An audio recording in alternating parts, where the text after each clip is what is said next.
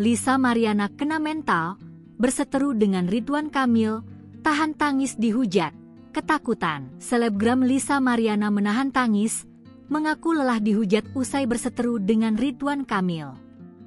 Pasalnya, perseteruan dengan Ridwan Kamil malah menuai hujatan untuk Lisa Mariana. Apalagi, Lisa Mariana telah dilaporkan balik oleh Ridwan Kamil atas dasar pencemaran nama baik.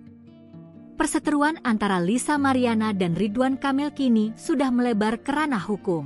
Bukan lagi aksi saling sindir di sosial media, kini Lisa Mariana dan Ridwan Kamil terlibat aksi saling lapor.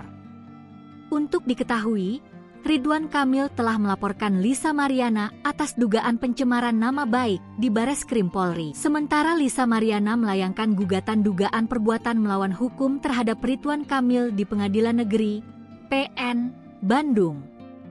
Dikutip dari Tribun News, Lisa Mariana mengaku lelah kepada Chef Edi Siswanto. Hujatan demi hujatan yang didapat saat berseteru dengan Ridwan Kamil mempengaruhi kondisi psikisnya. Kendati demikian, Lisa Mariana pun tak mau terus larut dalam kesedihan. Beruntungnya, model 25 tahun itu memiliki orang-orang terdekat yang setia menghiburnya. Tak sampai di situ saja, Lisa Mariana kabarnya juga merasa ketakutan setiap harinya.